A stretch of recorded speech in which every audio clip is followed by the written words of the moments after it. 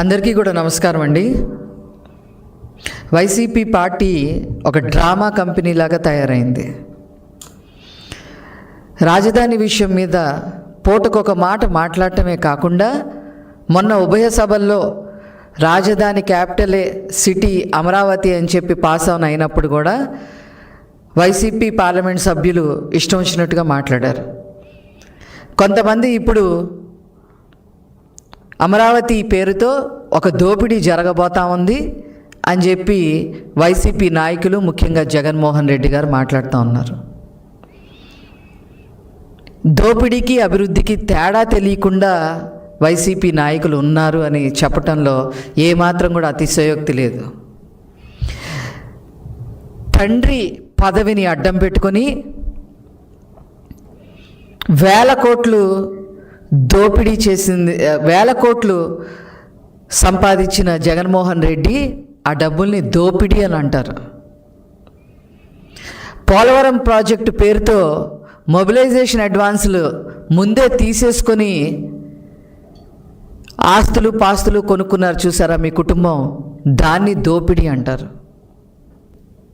వెంకట నరసయ్య అనే ఒక చేనేత వ్యక్తిని ముగ్గు గనుల కోసం హత్య చేసి వేల కోట్లు సంపాదించారే, దాన్ని దోపిడీ అని అంటారు.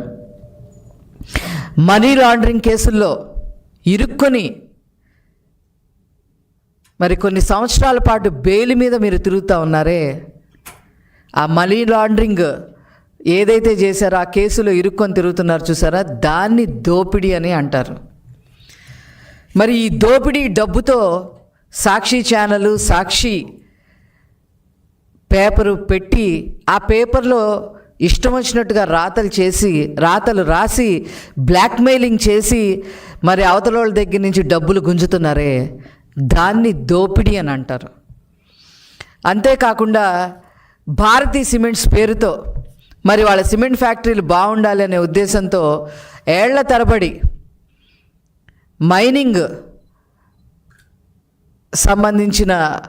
మైనింగ్కి సంబంధించిన స్థలాలన్నీ కూడా తీసుకొని దోపిడీ చేస్తున్నారే, దాన్ని దోపిడీ అని అంటారు.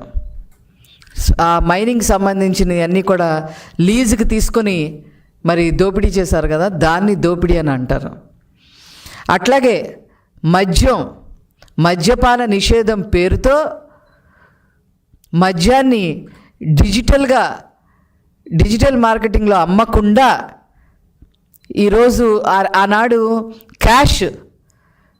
క్యాష్ లావాదేవీలు చేసి నెలకి 100 కోట్లు పైన బ్లాక్ మనీ సంపాదించారే, దాన్ని దోపిడీ అని అంటారు. మరి ఉత్తరాంధ్రలో ముఖ్యంగా విశాఖపట్నంలో మరి మీరు ముఖ్యమంత్రిగా ఉన్నప్పుడు విశాఖపట్నంలో 22A కింద చుక్క భూముల కింద ఏయో చూపించి మరి 41,000 ఎకరాలు కొట్టేశారే, దాన్ని దోపిడీ అంటారు. అదేవిధంగా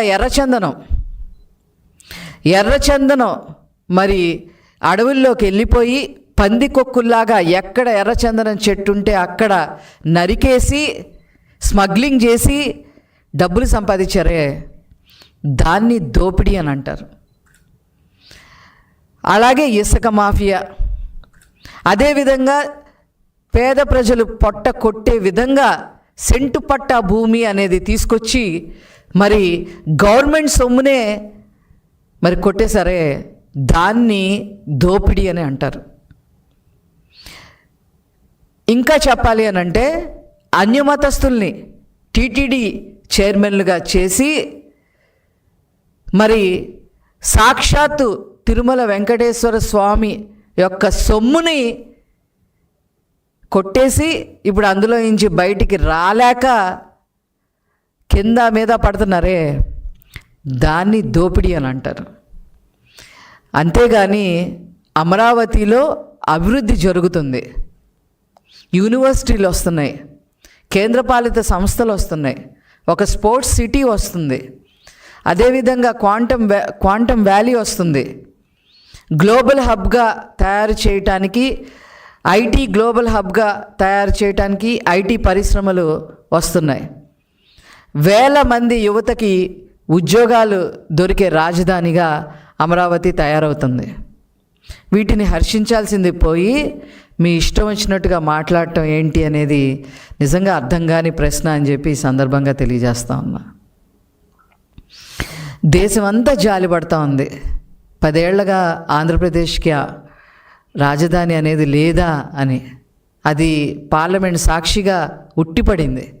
ఆయా రాష్ట్రాల పార్లమెంట్ సభ్యులు కూడా మాట్లాడటం జరిగింది. నీకు జాలి లేదు కదా, దాన్ని ఎట్లా నరుకుదామా అని చెప్పి చూస్తావా? నీ పేటీఎం బ్యాచ్తో రోజుకొకరితో మాట్లాడిస్తావా? వైవి సుబ్బారెడ్డి, విజయసాయిరెడ్డి, పెద్దిరెడ్డి రామచంద్రారెడ్డి, వీళ్ళందరితో, సజ్జల రామకృష్ణారెడ్డి, వీళ్ళందరితో ప్రెస్ మీట్లు పెట్టిస్తావా? అసలు ఈ సైకోతత్వం అంటే ఏంటో అసలు మాకు అర్థం కావట్లే. రాజధాని మీద ఒక స్పష్టత లేకపోగా ముఖ్యమంత్రి స్థానంలో ఉండి ఎన్ని అబద్ధాలు చెప్పావు. అవన్నీ కూడా స్వయంగా నారా లోకేష్ గారు ట్వీట్ చేయటం కూడా జరిగింది. ఆ వీడియోలు నీకు తిరిగి సమాధానం చెప్పే పరిస్థితి కూడా లేదు. కానీ ఏదో రకంగా బురద జల్లాలి అనే ఉద్దేశంతో నువ్వు కూర్చున్నావు. కేవలం ఇది కక్ష సాధింపు తప్ప ఇంకొకటి కాదు. రైతులు మాట్లాడకుండా చంద్రబాబు గారు ఎప్పుడైతే ఈ ఏరియాలో, గుంటూరు విజయవాడ ఏరియాలో రైతుల్ని కోరి రాజధాని కడతాను, మీ భూములు ఇవ్వండి అంటే మాట్లాడకుండా చంద్రబాబు గారి మీద ఉన్న నమ్మకంతో 30,000 ఎకరాల పైన ఇచ్చారు చూసారా. అది ఓర్చుకోలేని తనం ఈ జగన్మోహన్ రెడ్డికి. నీకు పేరు లేదు, నీ అయ్యకి పేరు లేదు, నీ కుటుంబానికి పేరు లేదు. మీది ఒక చెంచల్గూడ జైలు పార్టీ అంటారు, ఒక మాఫియా పార్టీ అంటారు. ఇవన్నీ ఇట్లాంటి పార్టీని ఆ పేర్లు రాకుండా దోపిడీ పార్టీ అని అంటారు. ఆ పేర్లని ఎలా తుడుచుకోవాలనే ఆలోచన విధానం లేకుండా ఈరోజు 5 కోట్ల ప్రజల యొక్క ఆకాంక్ష, 5 కోట్ల ప్రజల యొక్క కళ, మన రాజధాని అమరావతిని కూడా కళ్ళు పొడిసేసేలాగా మాట్లాడటం నీకొక్కడికే చెల్లుబాటైంది. దీన్ని మేము తీవ్రంగా ఖండిస్తున్నాం.